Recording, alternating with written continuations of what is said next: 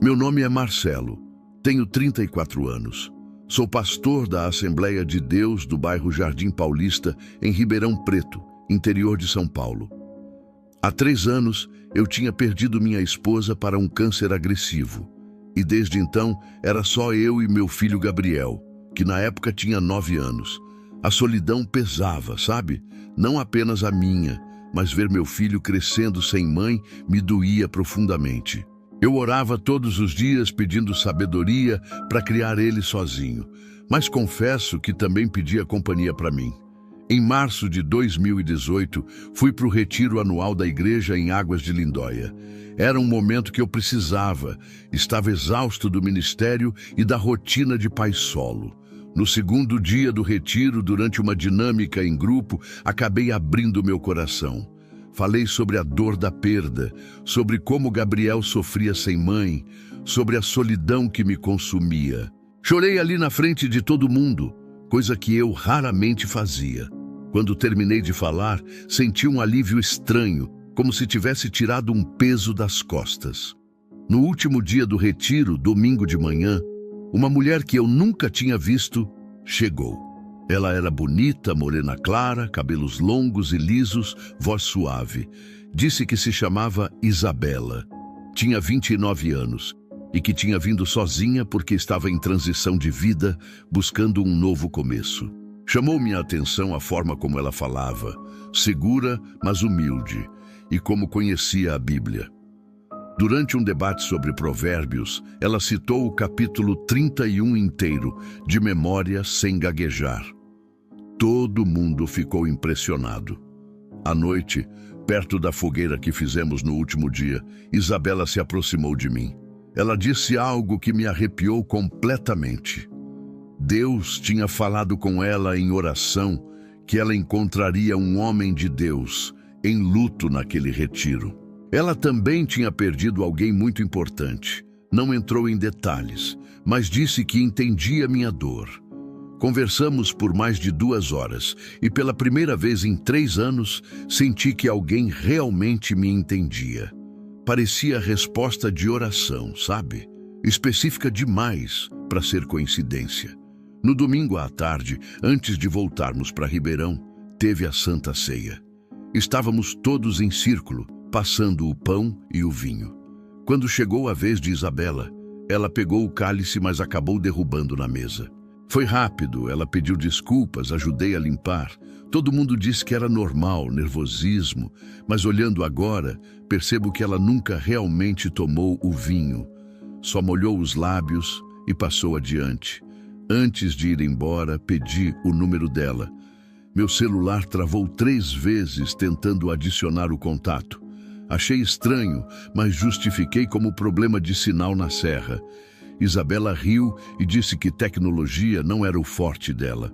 Combinamos de nos falar durante a semana e ela disse que visitaria a igreja no próximo domingo. Fiquei animado, empolgado até, algo que não sentia há muito tempo.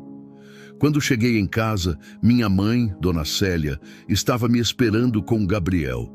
Contei animado sobre Isabela, mostrei uma foto que tiramos. Minha mãe olhou para a foto e de repente colocou a mão na testa. Começou a reclamar de enxaqueca forte, do nada. Ela nunca tinha enxaqueca. Gabriel perguntou se a vovó estava bem e ela disse que sim, mas vi no rosto dela que algo estava errado. Levei minha mãe para o quarto dela descansar. Ela segurou minha mão e disse com voz fraca: "Filho, tem algo errado com aquela moça. Não sei o que é, mas tem." Senti um incômodo quando olhei para a foto dela. Fiquei irritado. Respondi de forma ríspida pela primeira vez na vida. Falei que ela estava com ciúme, que eu merecia ser feliz de novo, que Deus tinha me dado aquele encontro. Ela não insistiu mais, mas o olhar dela dizia tudo. Naquela noite, deitado na cama, fiquei pensando na conversa com Isabela. Tudo parecia perfeito demais. Ela era bonita, espiritual, conhecia a Bíblia, tinha passado por perda também e apareceu exatamente quando eu mais precisava. Mas um pequeno incômodo ficou no meu peito. a enxaqueca súbita da minha mãe, o celular travando 3 vezes, o cálice derrubado na Santa Ceia. Sacudi a cabeça, tentando afastar esses pensamentos. Estava paranoico, só... Isso. No dia seguinte, segunda-feira, Isabela me mandou mensagem bem cedo. Disse que tinha acordado pensando em mim e em nossa conversa. Mandou um versículo lindo de Jeremias sobre Deus ter planos de paz para nossa vida. Sorri lendo aquilo. Durante a semana toda conversamos por mensagem. Ela era atenciosa, espiritual, divertida. Contou que era enfermeira no Hospital das Clínicas de Ribeirão, que tinha vindo de Campinas, que não tinha família próxima. Tudo fazia sentido, tudo parecia encaixar perfeitamente. Na sexta-feira à noite, a Júlia me ligou. Ela era a melhor amiga da minha falecida esposa e líder de louvor da igreja. Disse que tinha visto as fotos do retiro no grupo do WhatsApp e queria saber quem era a moça nova. Contei animado sobre Isabela, sobre como ela ia visitar a igreja no domingo. Júlia ficou em silêncio por alguns segundos. Depois disse que ia orar por mim e que tinha paz. Mas eu senti algo estranho na voz dela, uma hesitação que não consegui identificar. Domingo chegou e eu estava ansioso como adolescente. Preparei o sermão com ainda mais cuidado. Escolhi roupa bonita, até passei perfume diferente. Gabriel percebeu e perguntou se era por causa da moça do retiro. Eu ri e disse que sim, que ela era especial. Ele ficou animado, disse que queria conhecer. O culto começou às 9 da manhã e lá pelas 9h15 Isabela entrou no templo. Estava linda, de vestido azul claro, cabelo preso, sorriso discreto. Quando nossos olhares se cruzaram, senti algo no peito. Não sabia ainda se era Deus confirmando ou o diabo me enganando. Isabela começou a frequentar a igreja toda semana. Sempre chegava cedo, sentava nas primeiras fileiras, cantava os hinos com fervor. Depois dos cultos, ela ficava ajudando a arrumar as cadeiras, conversava com as irmãs, oferecia ajuda para tudo. Em 2 semanas, já conhecia metade da congregação pelo nome. Todo mundo comentava: "Que moça prestativa, que servo de Deus, exemplar." Eu estava encantado, não apenas pela beleza dela, mas pela dedicação que demonstrava. No final de março, ela se ofereceu para ajudar nos ensaios de louvor. A Júlia aceitou, mas percebi uma certa resistência nela. Isabela tinha voz linda, afinada, e logo estava cantando nos cultos de quarta-feira. As irmãs adoravam ela, diziam que era humilde e espiritual. Ela também começou a fazer aquelas palavras proféticas genéricas que impressionavam. "Deus vai abrir uma porta grande para você esse ano, pastor.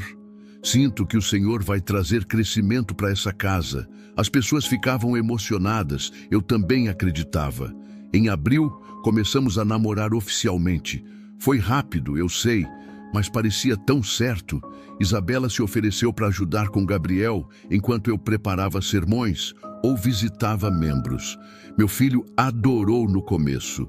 Ela comprou um tênis Nike novo para ele, brincava de videogame junto, ajudava com lição de casa. Gabriel chegou a dizer: "Ei, pai, ela é muito legal, acho que a vovó estava errada." Aquilo me deixou aliviado, achei que minha mãe tinha mesmo exagerado na desconfiança. Mas aí as coisas começaram a mudar com Gabriel.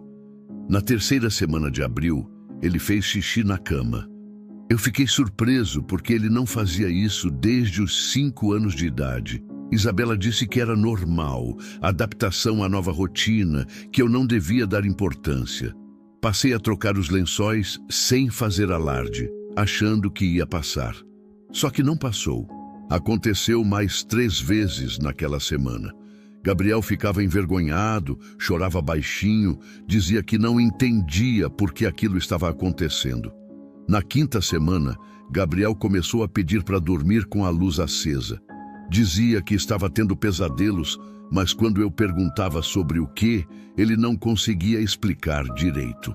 Falava de uma mulher de branco, de olhos vermelhos, que ficava parada olhando para ele. Isabela ouvia essas conversas e sempre comentava que criança tem imaginação fértil, que era a fase que ia passar. Eu queria acreditar nisso, mas via meu filho cada vez mais assustado, mais retraído. No começo de maio, Gabriel teve uma crise feia. Eu tinha saído para visitar um irmão no hospital e deixei ele com Isabela. Quando voltei, encontrei meu filho trancado no quarto chorando. Isabela estava do lado de fora da porta, dizendo que ele tinha pirraça, que não queria obedecer. Entrei no quarto e Gabriel me abraçou com desespero. Disse que ela tinha ficado olhando para ele sem piscar por muito tempo, que ele pediu para ela parar, mas ela continuou. Isabela negou tudo, disse que Gabriel estava inventando porque tinha ciúme. A Júlia me ligou numa terça-feira à noite. Disse que precisava falar comigo com urgência, que tinha descoberto algo importante. Marcamos num café no centro, longe da igreja. Quando cheguei, ela estava com o notebook aberto. Mostrou que tinha ligado para o Hospital das Clínicas. Pediu para uma amiga investigar. Nenhuma Isabela Silva trabalhava lá nos últimos 5 anos. Mostrou também que tinha pesquisado nas redes sociais. 0 presença digital. Nenhuma foto. Nenhum perfil, nada antes de março de 2018. Fiquei irritado com Júlia. Falei que ela estava invadindo a privacidade da Isabela, que estava com ciúme como minha mãe, que devia ter vergonha de investigar uma irmã. Júlia começou a chorar. Disse que estava preocupada comigo, que algo não batia. Eu levantei da mesa e disse que se ela não aceitasse meu relacionamento, não precisava vir no meu casamento. Sim, eu já estava pensando em casamento depois de só 6 semanas. Saí daquele café com raiva, mas também com uma pulga atrás da orelha. Em meados de maio, resolvi levar Isabela no cemitério Saudade. Queria que ela conhecesse o túmulo da minha primeira esposa, para entender de onde eu vinha, as dores que eu carreguei. No caminho, ela estava normal, conversando, animada. Mas quando chegamos no portão do cemitério, ela empalideceu completamente. Começou a suar frio, disse que não estava se sentindo bem. Insisti gentilmente, disse que era importante para mim. Quando ela desceu do carro, começou a hiperventilação, mãos tremendo, olhos arregalados. Ela não conseguiu entrar. Ficou parada ali no portão, suando, ofegante, dizendo que estava sentindo uma presença muito forte, que não aguentava ficar ali. Levei ela de volta para o carro, dei água, esperei ela se acalmar. No caminho de volta, ela pediu desculpas, disse que tinha sensibilidade espiritual muito forte, que lugares com muita morte afetavam ela. Eu achei aquilo até interessante na época, sinal de espiritualidade elevada. Que idiota eu fui. Durante a Copa do Mundo, em junho, assistimos o jogo do Brasil contra a Costa Rica lá em casa. Gabriel estava empolgado. Isabela tinha feito pipoca. Tudo parecia perfeito. Antes do jogo começar, fiz uma oração simples como sempre fazia. Senhor, abençoa esse momento em família, protege nosso país. Isabela começou a tremer. Vi as mãos dela suando, o rosto ficando tenso. Perguntei se ela estava bem. Ela forçou um sorriso e disse que era ansiedade com o jogo. Gabriel olhou para ela com uma expressão estranha, mas não disse nada.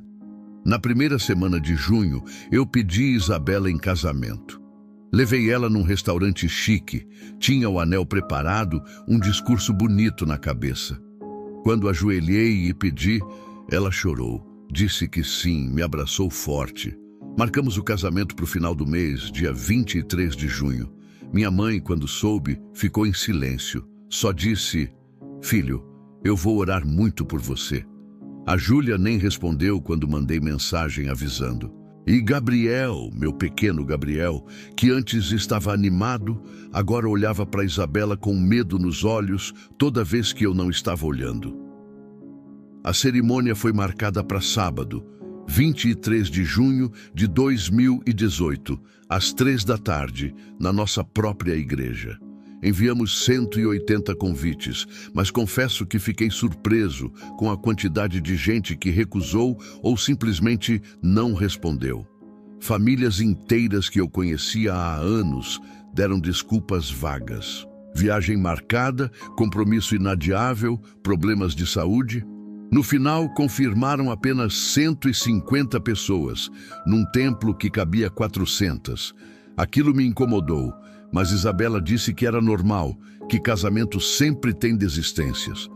Na sexta-feira, véspera do casamento, minha mãe me chamou no quarto dela, segurou minhas mãos com força e pediu: "Filho, espera mais um pouco. Só mais uns meses." Ela contou que tinha tido um sonho na noite anterior, me viu preso numa gaiola e Isabela estava do lado de fora segurando a chave, sorrindo. Perdi a paciência. Falei alto pela segunda vez com minha mãe.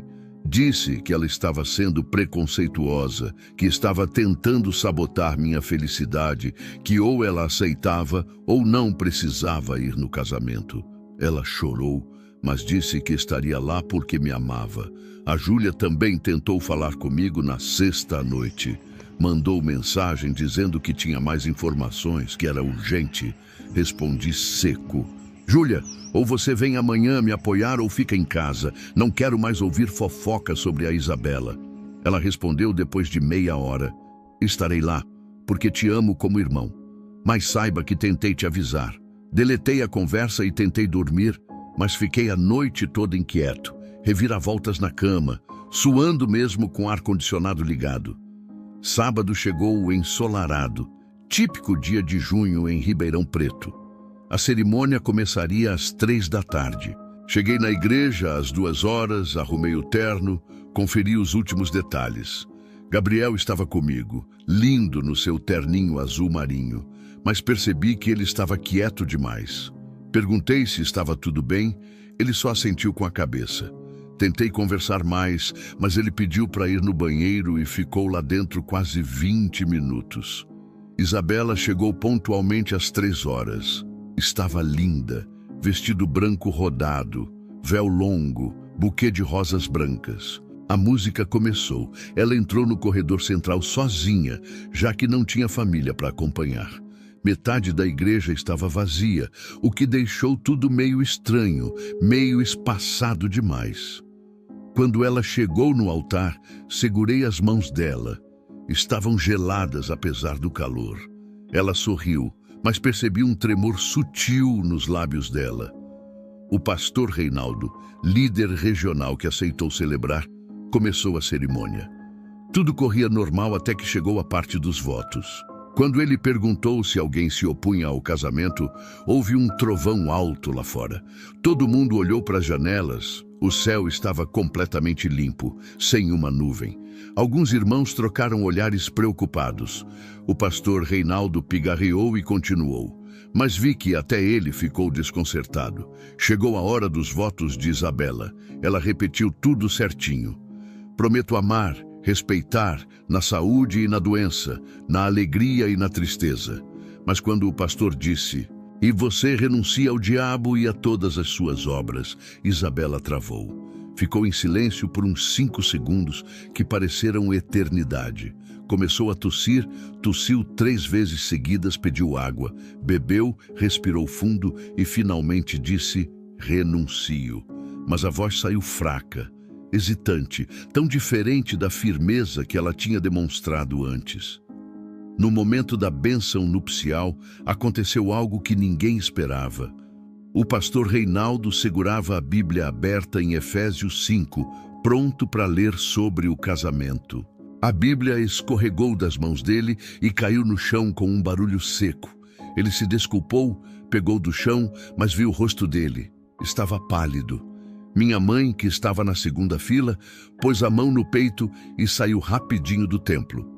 Gabriel começou a chorar, um choro desesperado. Tentei acalmar ele, mas não conseguia. De repente, todas as luzes do altar apagaram. Só as do altar. O resto do templo continuou iluminado. O diácono correu para verificar. Mexeu no quadro de luz. Não entendia o que tinha acontecido. Demorou uns 3 minutos para voltar. Tinha sido o fusível. Queimou sem explicação. Reinaldo decidiu continuar com as luzes naturais das janelas.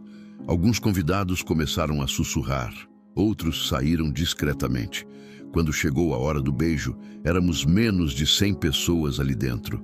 A festa foi no salão anexo à igreja. Isabela se recusou a tirar fotos dentro do templo.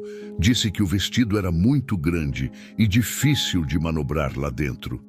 Todas as fotos foram tiradas no salão ou no jardim externo. Durante a valsa, aconteceu algo bizarro. 6 taças de champanhe que estavam na mesa principal viraram sozinhas, todas ao mesmo tempo. Os garçons juraram que não encostaram em nada, estavam longe da mesa. O líquido se espalhou pela toalha branca, parecendo sangue. O DJ teve problema no equipamento 3 vezes durante a festa. Ele tinha testado tudo de manhã, estava perfeito, mas ali na hora travava sem razão. O bolo de casamento começou a derreter de um lado só, mesmo estando num ambiente climatizado. A confeiteira, Dona Ana, que fazia bolos há 20 anos, veio me pedir desculpas constrangida, dizendo que nunca tinha visto aquilo. Gabriel se recusou a comer bolo, se recusou a tirar foto com Isabela, ficou o tempo todo grudado na minha mãe. A festa acabou mais cedo que o planejado. Às 10 da noite já estávamos quase sozinhos ali. No carro, indo para nossa lua de mel em Campos do Jordão, fiquei 20 minutos em silêncio. Isabela perguntou se eu estava arrependido, se estava tudo bem. Respondi que estava apenas cansado, mas era mentira. Eu estava suando frio, coração acelerado, aquela sensação horrível de que tinha cometido o maior erro da minha vida. Mas já estava feito, já estávamos casados, e eu tentei me convencer de que todos aqueles sinais eram apenas coincidências. Isabela encostou a cabeça no meu ombro e adormeceu, mas eu dirigi às 3 horas até Campos do Jordão completamente acordado, cada músculo do meu corpo tenso, sentindo que estava levando algo perigoso para dentro da minha vida. Chegamos no Botanique Hotel por volta da 1h da manhã de domingo. O hotel era lindo, cercado de pinheiros, aquele clima de montanha que eu sempre gostei. O quarto era aconchegante, lareira de verdade, cama king size, varanda com vista para o vale. Isabela adorou tudo, tirou fotos, estava animada e carinhosa. Fizemos o check-in, subimos para o quarto e finalmente relaxei um pouco. Talvez eu tivesse exagerado. Talvez os sinais do casamento fossem realmente só nervosismo e coincidências. Tentei acreditar nisso. No primeiro dia, domingo 25 de junho, acordamos tarde, tomamos café da manhã na cama, ficamos conversando sobre o futuro. Isabela falava sobre ter filhos, sobre como seria bom Gabriel ter irmãozinhos, sobre os planos dela de se envolver mais no ministério. Tudo parecia normal, perfeito até. A única coisa estranha foi quando tirei a Bíblia de viagem da mala para fazer nossa devocional matinal. Ela riu e disse: "Amor, vamos guardar isso. É lua de mel, não retiro espiritual." Achei estranho ela falar assim, mas concordei e guardei a Bíblia na gaveta. Na segunda-feira, dia 26, fomos visitar o Palácio Boa Vista. Isabela estava animada, tirando foto de tudo, segurando minha mão, sendo a esposa perfeita.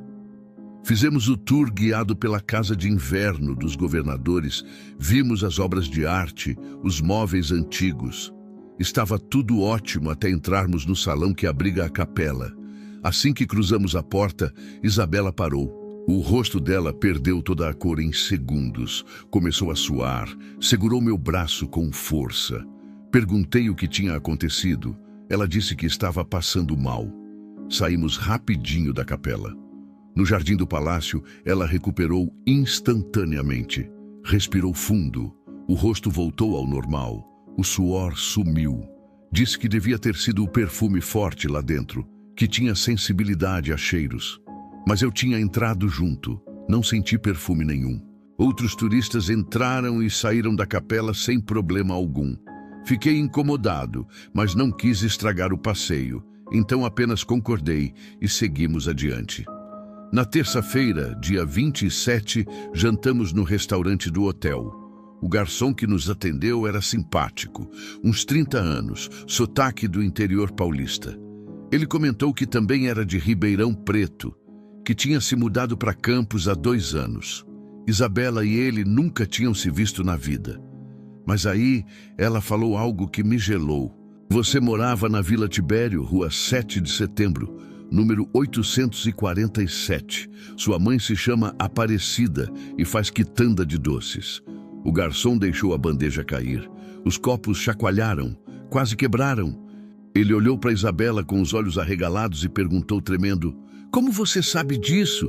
Eu nunca te vi na minha vida." Isabela riu, aquela risada solta, e disse: "Intuição feminina, sei lá." Mas não foi intuição. Ela sabia o número exato da casa, o nome da mãe dele, o que ela fazia. Informações específicas demais. O garçom saiu apressado da nossa mesa e mandou outro atendente terminar o serviço. Eu mal consegui comer, fiquei olhando para Isabela tentando entender. Na quarta-feira, dia 28, acordei de madrugada. Olhei para o lado. Isabela não estava na cama. Olhei o relógio, eram 3 horas da manhã. Levantei preocupado, procurei no banheiro, não estava. Abri a porta da varanda e lá estava ela, em pé, completamente imóvel, olhando para o vazio. Estava descalça, usando só a camisola fina, e a temperatura estava em 8 graus. Eu conseguia ver minha própria respiração de tão frio que estava. Chamei ela baixinho. "Isabela." Nada. Chamei mais alto. "Isabela, amor, você tá bem?" Nada. Chamei 5 vezes, cada vez mais alto, e ela não piscava, não se mexia, não respondia. Fiquei apavorado, pensei que ela tivesse tendo um AVC ou algo assim. Toquei o ombro dela, estava gelado como gelo. De repente ela piscou várias vezes, virou para mim e disse com a voz normal: "Oi, amor, tava vendo as estrelas, tão lindas, né?" Levei ela para dentro, sequei os pés dela que estavam congelados. Ela disse que não tinha sentido frio nenhum. Na quinta-feira, dia 29, insisti em visitar o Mosteiro de São João. Era um lugar que eu sempre quis conhecer. Tinha ouvido falar da paz espiritual do lugar. Isabela concordou, mas percebi uma hesitação nela. No caminho até lá, ela ficou quieta, roendo as unhas, coisa que nunca vi ela fazer antes. Quando chegamos no portão do mosteiro, ela parou o carro. Ficou ali, mãos no volante, completamente paralisada. Disse que estava com tontura. Insisti gentilmente, segurei a mão dela, disse que ia ser rápido. Ela respirou fundo e desceu do carro. Demos 3 passos em direção à entrada do mosteiro e ela teve um ataque de pânico real. Começou a hiperventilar, tremer, suar, olhos arregalados de terror. Dobrou o corpo, colocou as mãos nos joelhos e vomitou ali mesmo na entrada. O monge que nos recebia olhou para ela com uma expressão estranha. Fez o sinal da cruz discretamente e se afastou. Vi aquilo. Vi claramente ele fazendo o sinal da cruz olhando para minha esposa. Na sexta-feira, dia 30, acordei de madrugada para beber água. Quando voltei para o quarto, Isabela estava sentada na cama, acordada, me olhando em silêncio.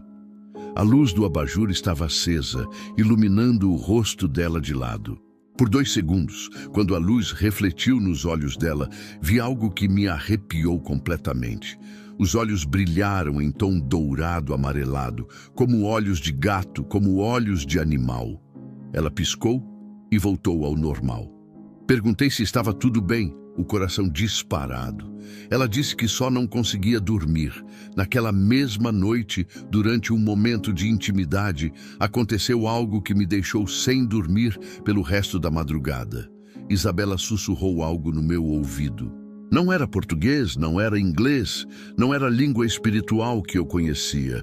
Era algo gutural, antigo, que soou como língua morta.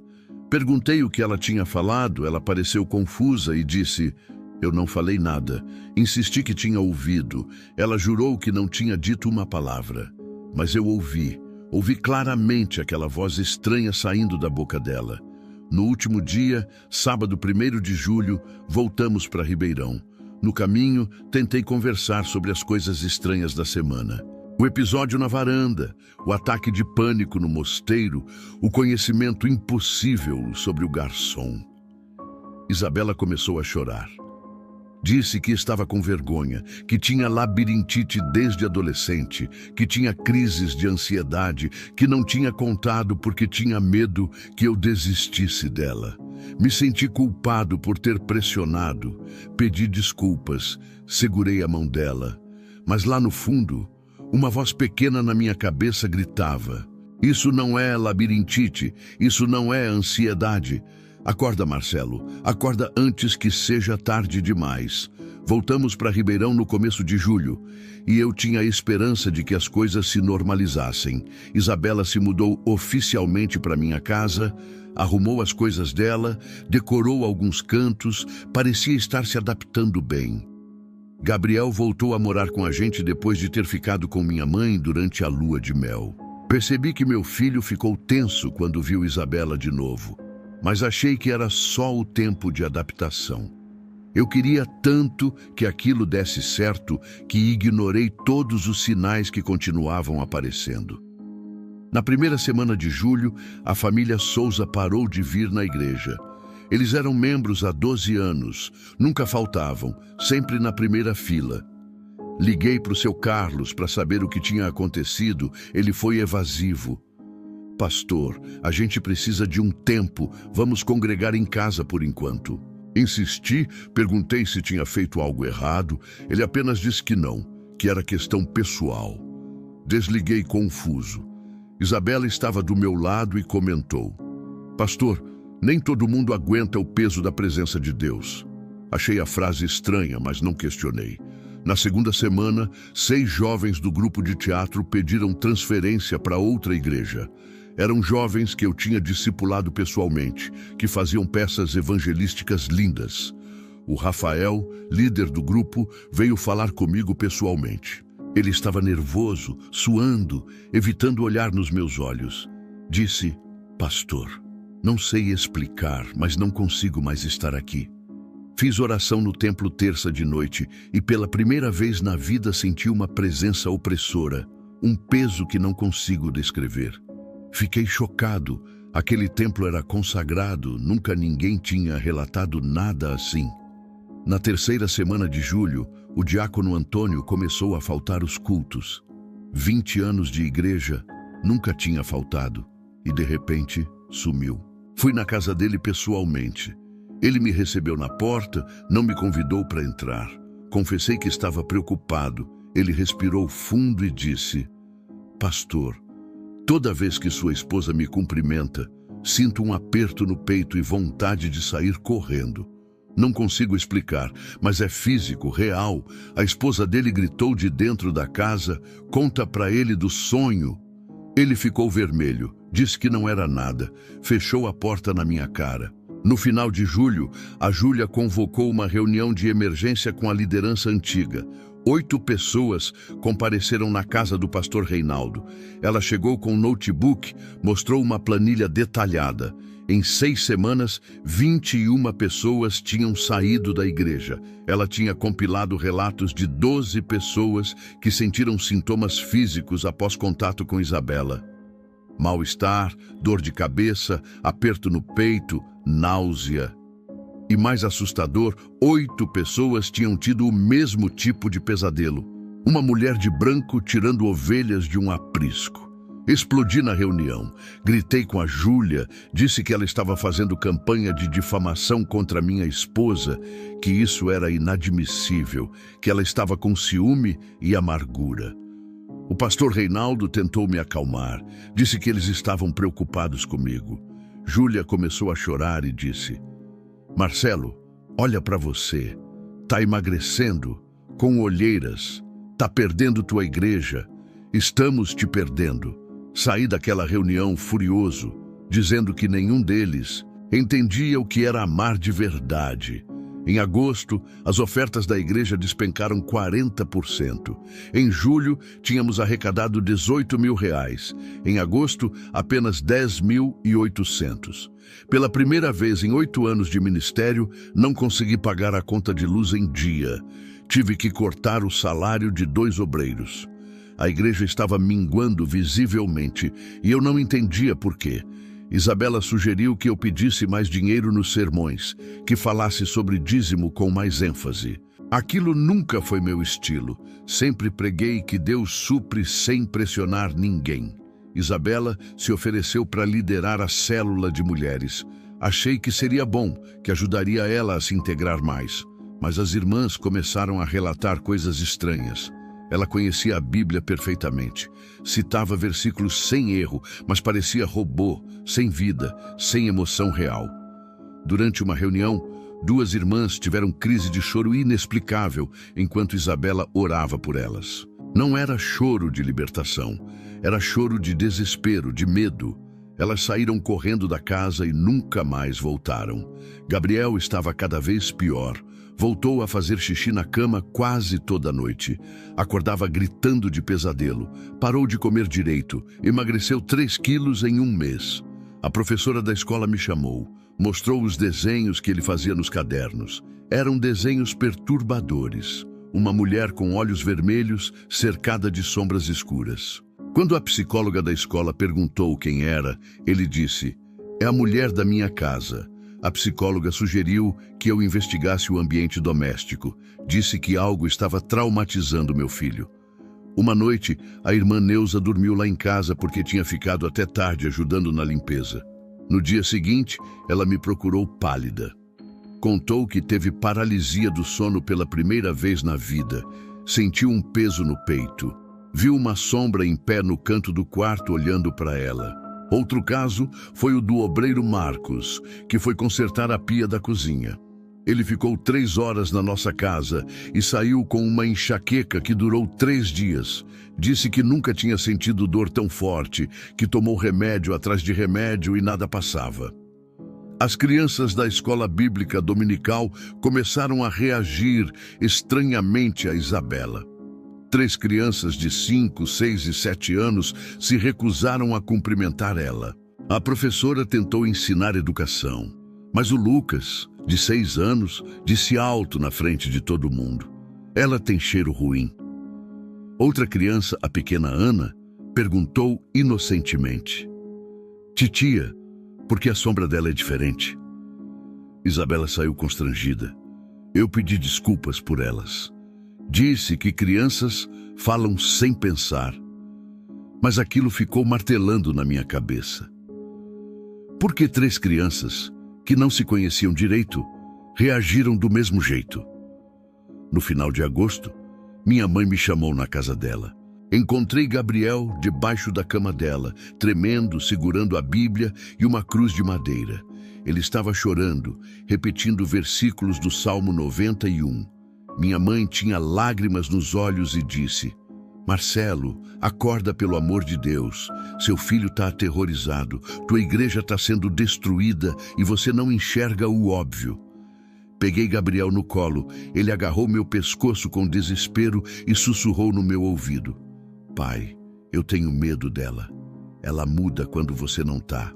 Naquela noite, pela primeira vez, permiti que uma semente de dúvida real germinasse no meu coração.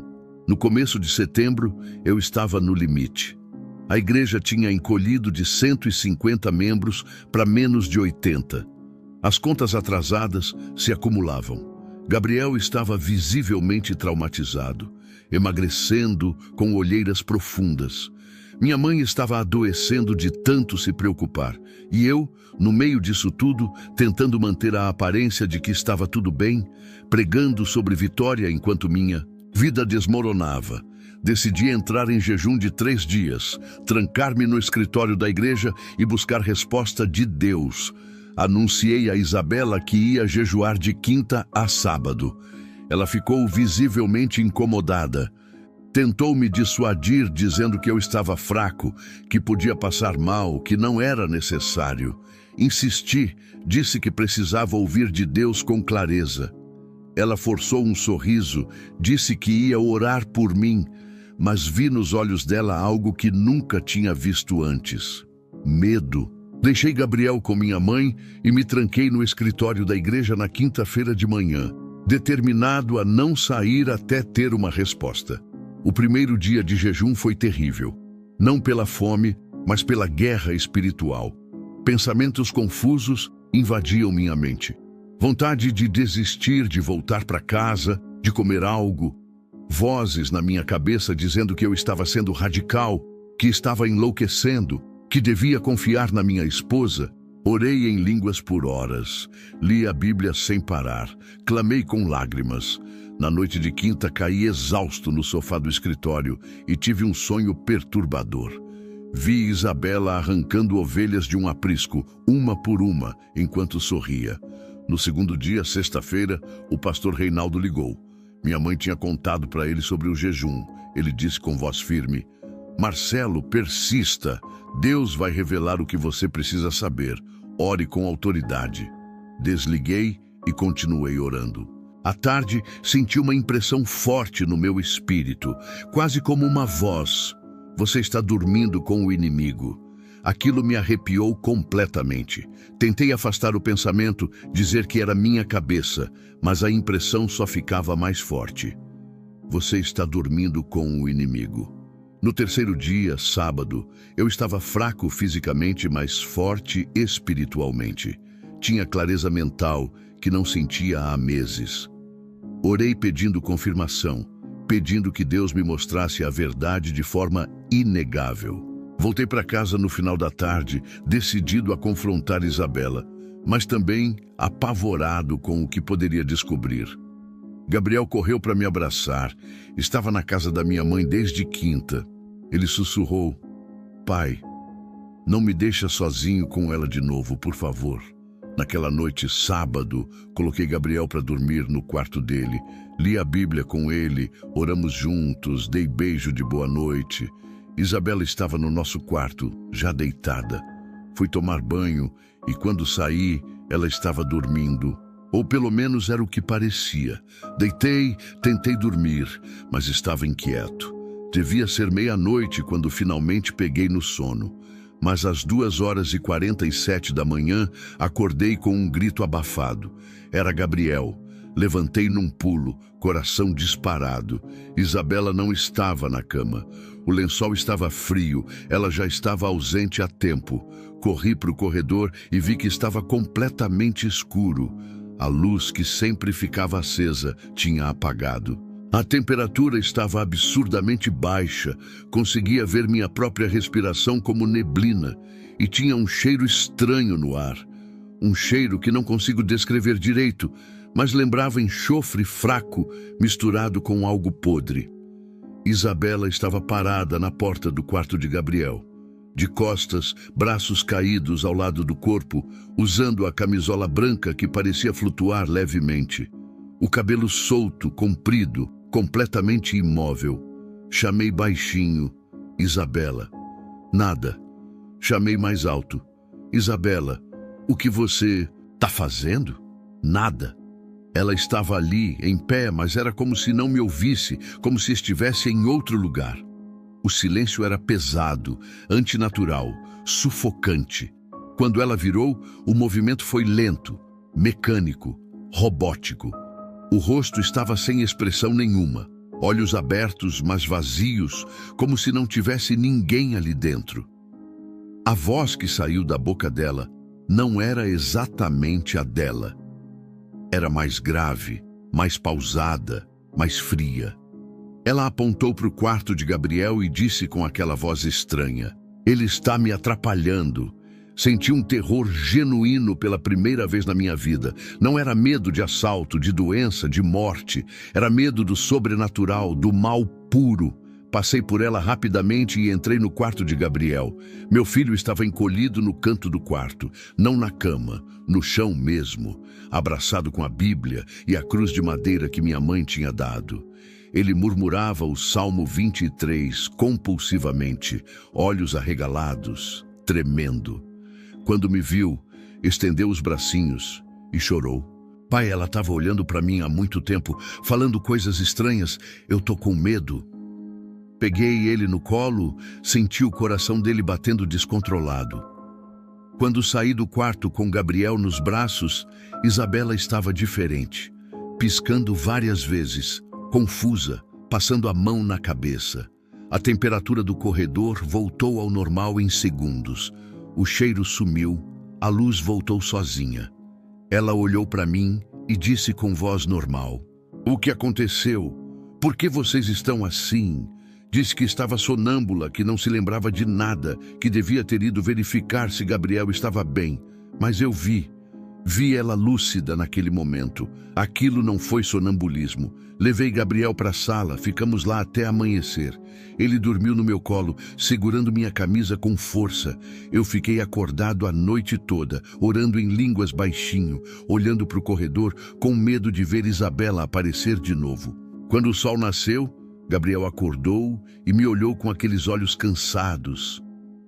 "Pai, ela não é normal, eu sempre soube. As crianças sabem dessas coisas, a gente sente. Por que você não acredita em mim?" Aquelas palavras quebraram algo dentro de mim. No domingo de manhã, eu devia pregar. Subi no púlpito trêmulo, exausto, confuso. Comecei a pregar sobre conhecer a verdade e a verdade nos libertar, mas no meio do sermão passei mal. Tontura, suor frio, visão escura. Tive que pedir para o diácono substituir, coisa que nunca tinha acontecido em 8 anos de ministério. Desci do púlpito, sentei na primeira fila, cabeça nas mãos. Isabela estava ali ao meu lado, segurando minha mão, perguntando se eu estava bem, fazendo o papel de esposa preocupada. Olhei para ela e pela primeira vez pensei claramente: quem é você? Quem realmente é você? No dia seguinte, segunda-feira, o pastor Reinaldo chegou de São Paulo sem avisar. Minha mãe tinha ligado para ele depois do episódio da madrugada de sábado. Quando abri a porta e vi ele ali, senti vergonha e alívio ao mesmo tempo. Ele entrou, abraçou Gabriel, que correu para ele, e disse com seriedade: "Marcelo, precisamos conversar." Isabela estava na cozinha. Ouvi ela derrubar algo quando percebeu que Reinaldo tinha chegado. Ela veio cumprimentar ele, mas manteve distância, coisa que achei estranha. Reinaldo foi direto. Sentou na sala, olhou nos meus olhos e disse: "Você está em guerra espiritual e não percebeu. Sua igreja está sendo destruída de dentro para fora. Seu filho está traumatizado, sua mãe está adoecendo. E você, no meio de tudo isso, defendendo quem está causando a destruição." Tentei defender Isabela de novo, mas a voz saiu fraca, sem convicção. Ele colocou a mão no meu ombro: "Me dá 3 dias. Deixa eu investigar por 3 dias. Se eu estiver errado, vou embora e peço desculpas. Se eu estiver certo, você precisa ouvir." No primeiro dia, terça-feira, Reinaldo ligou para a Secretaria de Saúde de Campinas. Pediu informações sobre registro profissional de Isabela Silva, enfermeira. Nada. Ligou para o COREM, o Conselho Regional de Enfermagem. Isabela não tinha registro profissional em lugar nenhum. Buscou nos Correios o endereço que ela tinha dado como residência anterior. O endereço não existia, era um terreno vazio. Quando ele me mostrou tudo isso impresso, comecei a suar frio. Como eu não tinha investigado essas coisas básicas antes de casar. Na quarta-feira, Reinaldo investigou presença digital dela. Antes de março de 2018, Isabela não existia online. Nenhuma foto, nenhum perfil em rede social, nenhum amigo marcando ela em nada, nenhuma menção em lugar nenhum. Como uma mulher de 29 anos em 2018 não tem absolutamente nada na internet? Nem uma foto de formatura, nem um comentário em algum site, nada. Era como se ela tivesse sido criada do zero em março, especificamente para me conhecer. Na quinta-feira de manhã, o telefone tocou. Era uma irmã de Campinas chamada Andréia. Ela tinha visto foto de Isabela no Facebook de alguém da nossa igreja.